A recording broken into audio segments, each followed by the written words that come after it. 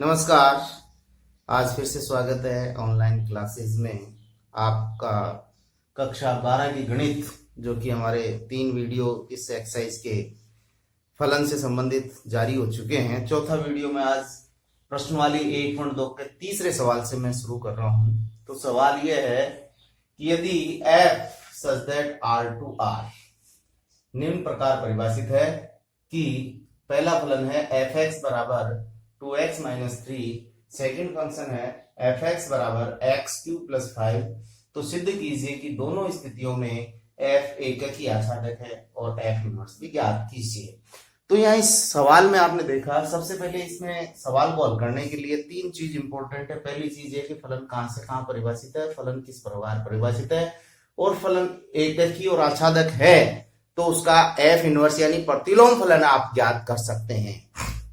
तो यहाँ हम पहला फलन लेते हैं कि फलन, सबसे पहले फलन f(x) बराबर 2x माइनस 3, फलन नंबर 1 मैं ले रहा हूं। सॉल्यूशन लिखता हूं। फलन परिभाषित है आपके f(x) बराबर 2x माइनस 3। ये तो फलन की आपको परिभाषा दी गई है कि कोई भी आप संख्या यहाँ रखेंगे तो उसकी इमेज क्या आएगी, 2 से गुणा करेंगे और उसमें से 3 घटा देंगे तो वो आपको प्रतिबिंब वास्तविक संख्या प्राप्त होगी। यहाँ ये भी वास्तविक है। f क्यों है वास्तविक? क्योंकि आपको दे रखा है कि फलन वास्तविक संख्याओं से वास्तविक संख्याओं में परिभाषित है। मैंने पहले भी बताया था कि वास्तविक संख्याएं क्या होती हैं कि जो परिमेय संख्या और अपरिमेय संख्या मिलकर जितनी भी संख्याएं हैं, केवल किसको, काल्पनिक संख्याओं को छोड़कर जो भी संख्याएं हैं वो सब वास्तविक हैं। यानी जिनका अंडर रूट में वर्गमूल नहीं है उनके अलावा सारी संख्याएं वास्तविक हैं। तो यहाँ पर इसको सबसे पहले अपने को क्या दिखाना है, एककी दिखाना है, फिर आच्छादक दिखाना है। एककी का मतलब आप जानते ही हो कि अगर फलन जो है उसमें प्रत्येक जो ये x आप ले रहे हैं समुच्चय r का जो प्रत्येक अवयव का जो प्रतिबिंब r में है वो अलग अलग हो, यानी एक का एक के साथ ही अवयव हो। ये मैंने पहले बताया था। तो इसके लिए मैं 4 तरीके मैंने बताए थे। तो इसमें पहला एककी के लिए मैं कोई भी 2 अवयव ले लेता हूं, x1 और x2 बराबर किसमें लिए, ये इस r में बिलोंग्स, यहाँ x1 और x2 बिलोंग्स r, यानी r के जो सदस्य हैं वो कौन है, अवयव x1 और x2 ले लिए और इस प्रकार से लिए कि ये दोनों बराबर हैं। तो देखिए मैंने बताया था कि अगर ये दोनों बराबर हैं तो इनके प्रतिबिंब भी बराबर होने चाहिए यानी अद्वितीय होने चाहिए, और अगर ये बराबर नहीं है तो इनके प्रतिबिंब भी बराबर नहीं होने चाहिए यानी अलग अलग होने चाहिए। तो मैं इस कंडीशन से इसको ले रहा हूं। तो यहां पर चूंकि x1 और x2 बराबर है, दोनों वास्तविक संख्या है, तो इन दोनों का दुगुना भी क्या होगा, बराबर होगा। 2x1 बराबर 2। ये 2 क्यों किए, क्योंकि फंक्शन इस प्रकार से परिभाषित है, x के साथ आपने किया। फिर दोनों तरफ 3 घटा दूं मैं, तो 2x1 माइनस 3 बराबर 2x2 माइनस 3। ये क्यों लिया, क्योंकि फलन का रूप आ गया। ये किसका मान है, f(x1) का है, ये f(x2) का है, दोनों बराबर आ गए। तो यहाँ देखिए बराबर लिए तो ये बराबर आ गए, जहां f(x1) और f(x2) जो हैं वो किसके अवयव हैं, इस r के, अलग अलग आ गए। यानी आपने इमेज क्या ली, बराबर ली, तो ये भी बराबर आ गया। दूसरे तरीके से इसी को मैं थोड़ा सा इसी में कर रहा हूं, मैं इसको बराबर नहीं लूंगा तो ये भी बराबर नहीं होगा, ये भी बराबर नहीं होगा, ये भी बराबर नहीं होगा, तो एक ही हो जाएगा। दोनों में से किसी भी कंडीशन से ले सकते हैं। तीसरी प्रकार मैंने बताया था कि यहां से उल्टा चल के आप f(x1) और f(x2) लेके ये कंडीशन लेते लेते x1 और x2 को जो संबंध निकाल लें, यहाँ अलग अलग है तो ये दोनों अलग अलग आना चाहिए, यहाँ दोनों बराबर है तो ये बराबर आने चाहिए। चारों कंडीशन से आप एककी प्रूफ कर सकते हैं। तो मैंने ये कंडीशन ली है कि x1 और x2 अलग अलग अवयव लिए, तो ये दोनों अलग है तो ये अलग अलग होंगे, फिर 3 घटाया वो भी अलग अलग होगा और ये भी अलग अलग होंगे, इसलिए फलन f क्या हो गया, आपकी एककी आ गया। ये फलन एककी है।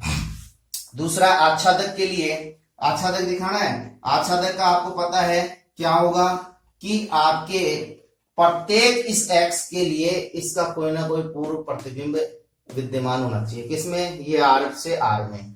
तो आच्छादक के लिए मैं क्या ले लूंगा, f(x) बराबर 2x माइनस 3 को क्या मान लूंगा मैं, y, जहां y किसका, x भी किसका अवयव है, r का, और y भी किसका है, r का, तो y बिलोंग्स r ले लिया।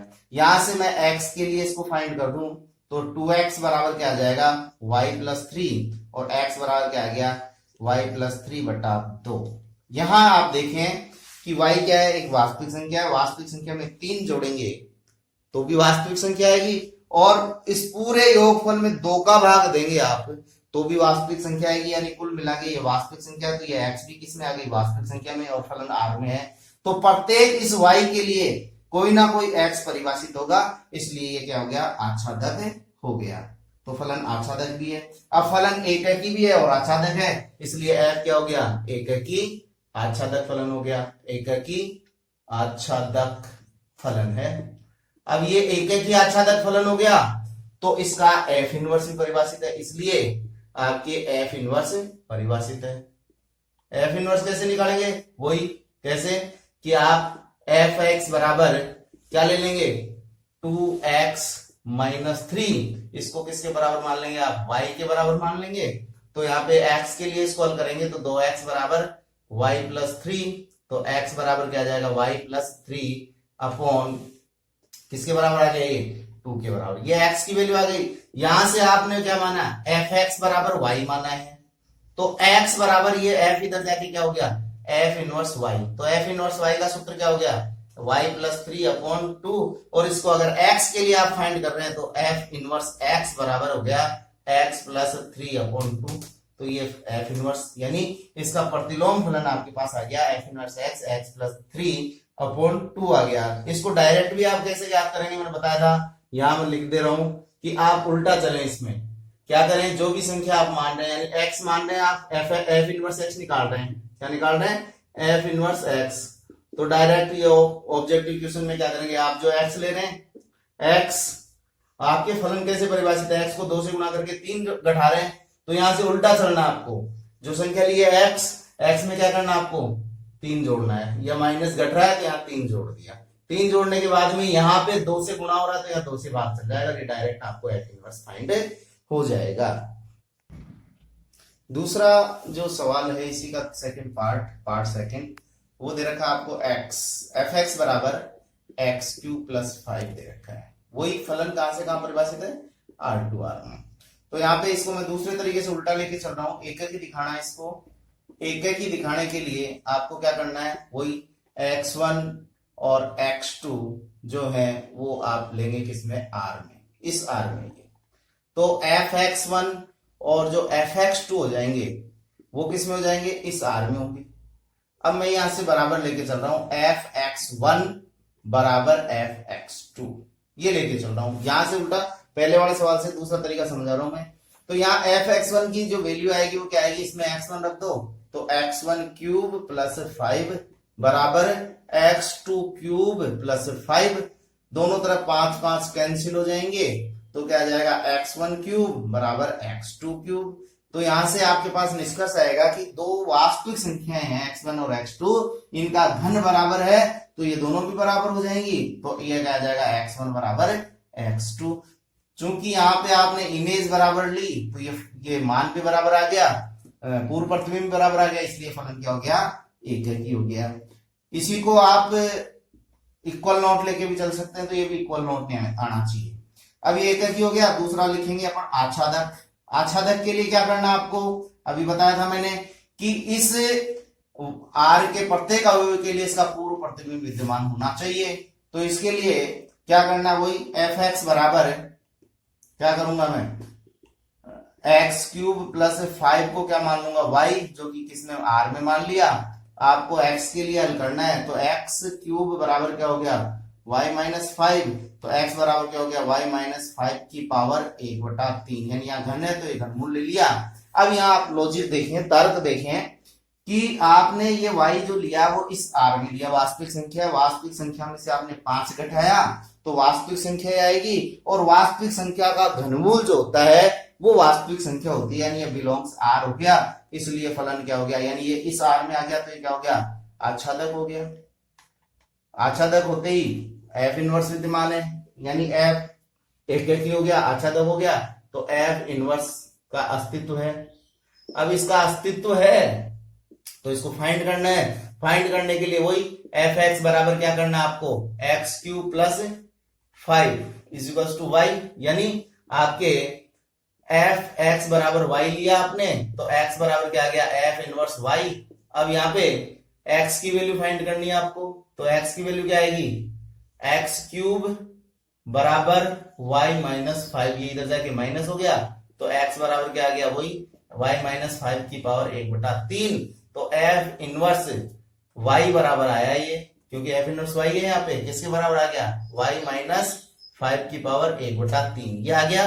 एक्स के लिए लेंगे तो एफ इनवर्स एक्स बराबर आपके आ जाएगा, सॉरी, एक्स माइनस 5 की पावर 1/3। और डायरेक्ट जो मैंने बताया था कि एक्स लेना है या इसी से लेना है, तो क्या करेंगे, जो संख्या लिखनी है वो लिख दिया, संख्या लिखने के बाद में यहाँ एक्स 5 है तो यहाँ पे माइनस कर दिया, और माइनस करने के बाद में इस एक्स की जो संक्रिया वो क्या है, क्यूब है, तो यहाँ 1/3 हो जाएगी, और ये आपके आंसर एफ इनवर्स से एक्स का जो फॉर्मूला है वो प्राप्त हो गया। चलिए क्वेश्चन नंबर 4 है आपके, ए समुच्चय दे रखा 1 2 3 4, बी दे रखा 3 5 7 9, सी दे रखा है 7 23 47 49, और फलन एक ऐसे परिभाषित है ए से बी में कि एफ एक्स बराबर 2x plus 1, G B to C में दे रखा है जी एक्स बराबर एक्स स्क्वायर माइनस 2। तो एक तो गोफ इनवर्स फाइंड करना आपको, गोफ निकाल के उसका इनवर्स लिखना है, और एफ इनवर्स ओ जी इनवर्स को क्रमित युग्मों में लिखना है। जाहिर सी बात है, 4 अवयव हैं, आप लिख सकते हैं। तो पहले सॉल्यूशन में आप समुच्चय लिखते हैं ए बी और C, function F X is to 2x plus 1 है। यहाँ पे देखिए ये प्राकृत संख्याओं में 4 प्रथम प्राकृत संख्या है, 4 विषम संख्या है। तो यहाँ फलन को थोड़ा सा मैं बता दूं आपको कि किसी भी विषम संख्या को 3 से स्टार्ट होने वाले को 2x प्लस 1 लिखते हैं, ये लिखा हुआ है। तो यहाँ मैं इनके प्रतिबिंब लिखूं, पहले 1 का निकालूं, फिर किसका निकालूंगा, मैं 2 का निकालूंगा, फिर f3 का निकालूंगा, क्योंकि क्रमित युग्म में आपको सोल्व करना है। कई बार इनका कंपोजिट फलन लिख के भी आप कर सकते हैं, डायरेक्ट क्रमित युग्म से भी, दोनों तरीके से हम कर सकते हैं सवाल को। तो यहाँ f1 क्या हो जाएगा आपके, 2 एकम 2 और ये 1 यानी 3 हो गया।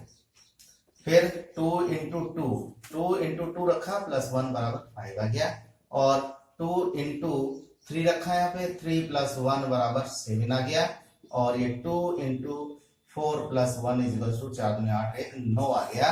तो f का जो क्रमित युग्म आ गया, किसका, f का क्या आ गया, 1 3 2 5 3 7 और 4 9, यानी ये फलन कैसे परिभाषित है, 4 के दुगने से 1 ज्यादा।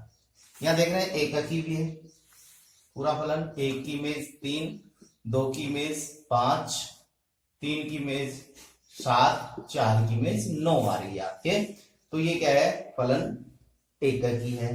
दूसरा, इसका कोई भी ऐसा अवयव नहीं है जिसका कोई पूर्व प्रतिबिंब नहीं हो। 3 का पूर्व प्रतिबिंब 1, 5 का पूर्व प्रतिबिंब 2, 7 का पूर्व प्रतिबिंब 3 और 4 का पूर्व प्रतिबिंब 9 आपके है। तो यहाँ एफ इनवर्स ये परिभाषित है, तो यहाँ एफ इनवर्स आप ज्ञात कर सकते हैं। तो एफ इनवर्स क्या हो जाएगा, इसका जस्ट उल्टा कर दो, यानी 3 1, फिर 5 2, फिर क्या निकालना आपने को, 7 और 3 और या 9 और 4। ये तो एफ और एफ इनवर्स का खेल खत्म। अब हम चलते हैं जी एक्स पे। जी एक्स किस प्रकार से परिभाषित है, आपको वर्ग करो किसका, बी के अवयवों का, और क्या करो, क्योंकि बी टू सी परिभाषित है तो यहाँ पर जो प्रांत हो जाएगा वो एक्स, यहाँ किसके अवयव रखेंगे आप, बी के, तो एक्स स्क्वायर माइनस 2। तो यहाँ पे जी कितना रखना आपको, 3, फिर किसकी इमेज निकालनी है, जी 5 की, फिर किसकी निकालनी है, जी 7 की, फिर किसकी निकालनी है, जी 9 की। यानी यहाँ पे चारों की इमेज आपको फाइंड करनी है। तो ये क्या हो जाएगा, 3 तिया 9 माइनस 2, 9 माइनस 2 7 हो गया। फिर इसी में रखेंगे तो 25 में से 2, 25 माइनस 2 बराबर 23, और 7 7 49 माइनस 2, 49 माइनस 2 बराबर 47, और 9 नाम 81, 81 में से 2 गए तो 79। सॉरी ये 7 9 है, 81 माइनस 2 इज इक्वल्स टू आपके आ गया 7 9। ठीक है, ये 7 9 है। तो यहाँ पे जी जो आ गया उसको मैं कर्मित युग्म के रूप में लिखूं, जी 3 की इमेज 7, फिर किसकी लिखनी है अपने को, 5 की इमेज 23, फिर लिखनी है 7 की इमेज 47, फिर 9 की इमेज 79। ये आपके जी आ गया। तो यहां आप देख रहे हैं कि ये एक की तो है ही, क्योंकि प्रत्येक की इमेज अलग अलग है। 7 की 47 है, 9 की 79 है।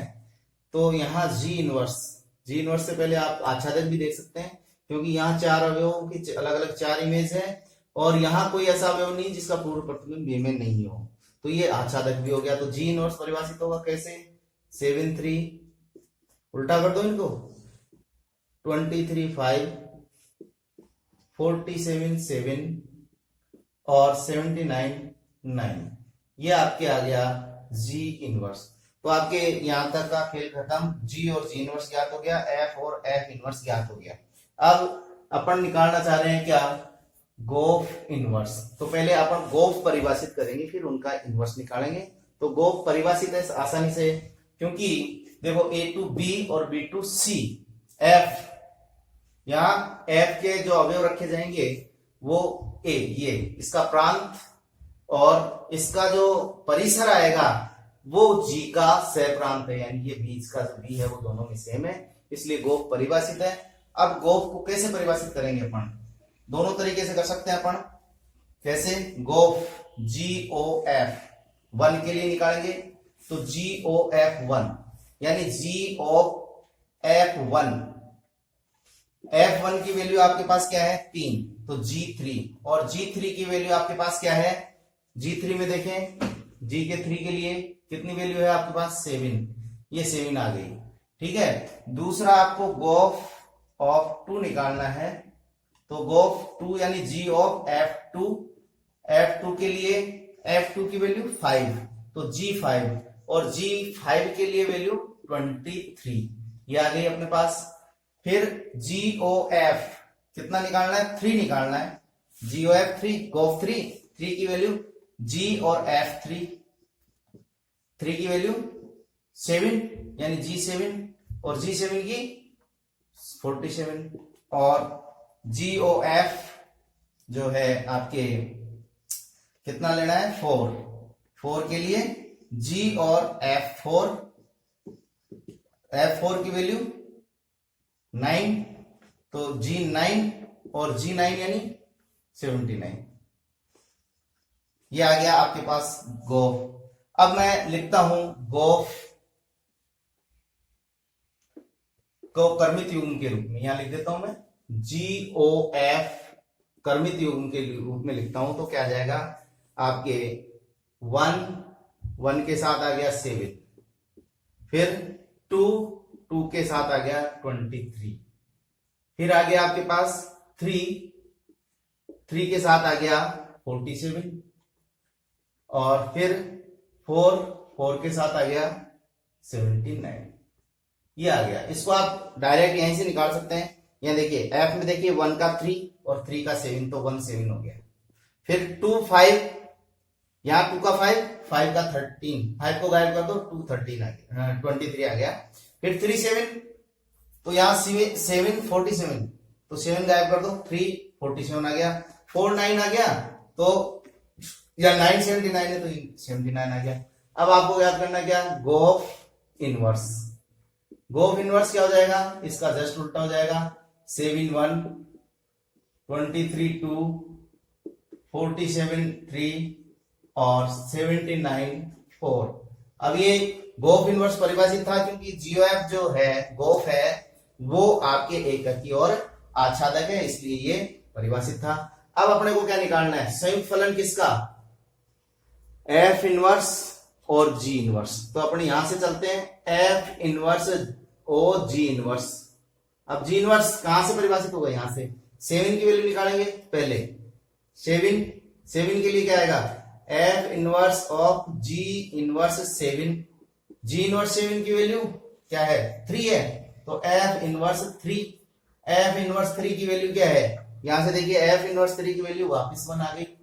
फिर एफ इनवर्स ओ जी इनवर्स निकालना है। किसके लिए निकालना अपने को? 5 से, क्योंकि इसका जो प्रांत है वो ये है 5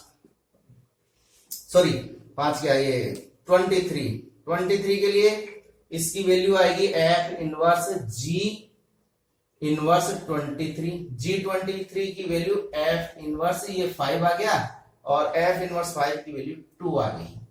फिर अपने को निकालना है क्या? एफ इनवर्स ओ जी इनवर्स।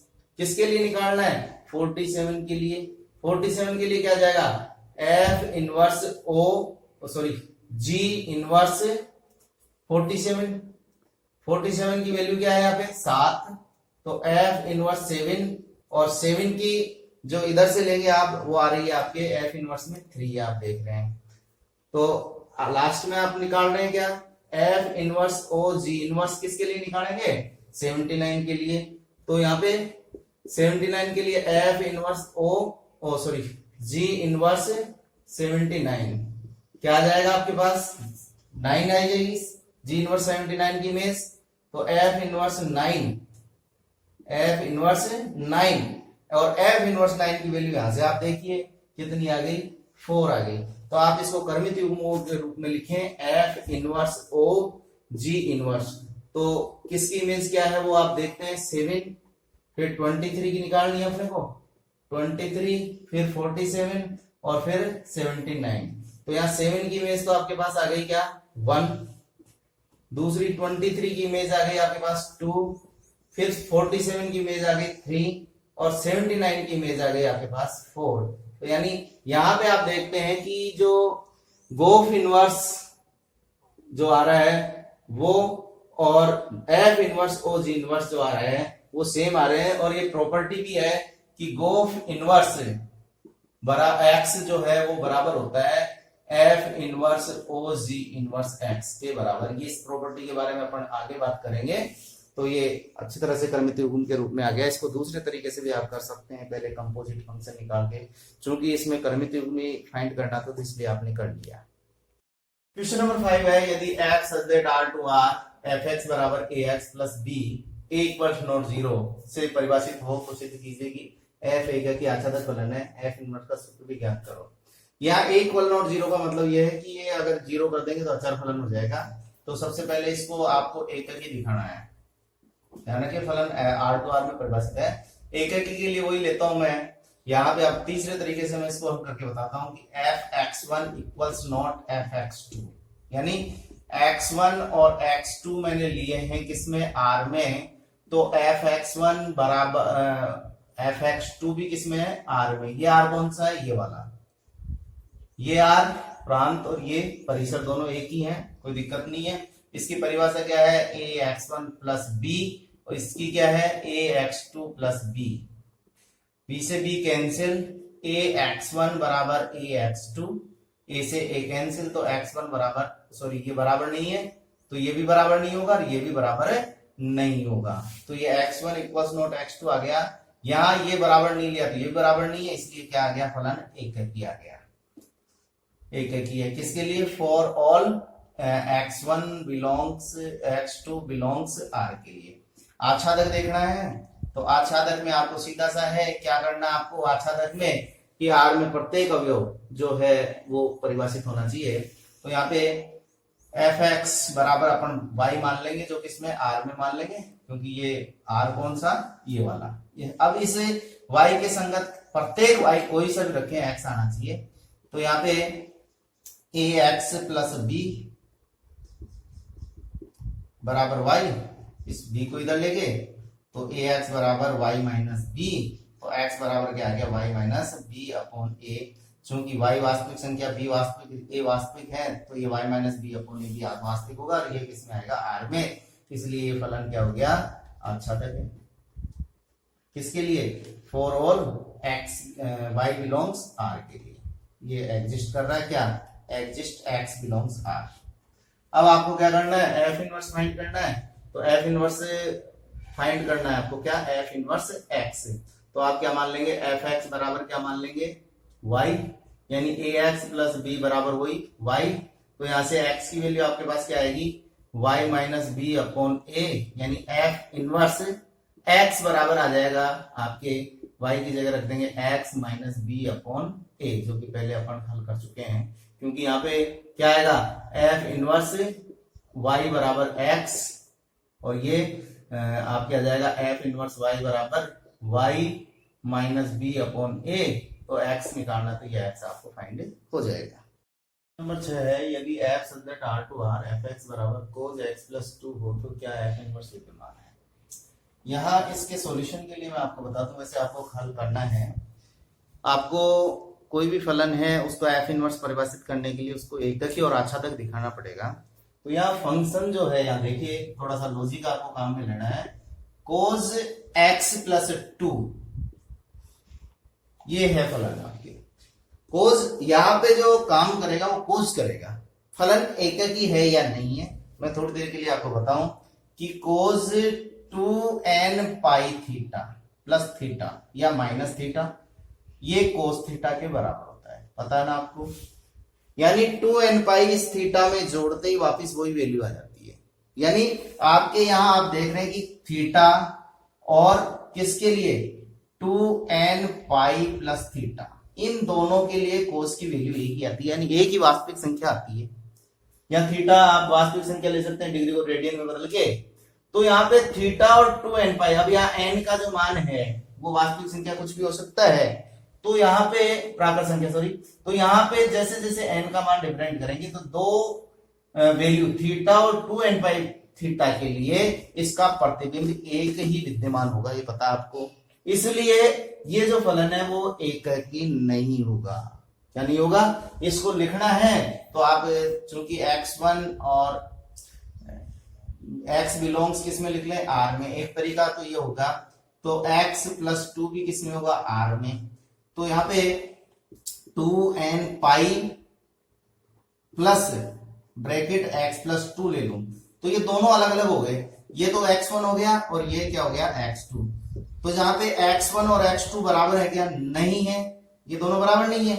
कौन से, ये दोनों बराबर नहीं है, लेकिन इन दोनों की इमेज यानी cos 2n pi plus x plus 2 और बराबर किसके हो जाएगा, cos x प्लस 2 के बराबर ही हो जाएगा। इसलिए ये तो बराबर नहीं है, लेकिन इनके fx1 बराबर fx2 क्या हो गए, बराबर हो गए कि नहीं हो गए, तो ये एककी नहीं है।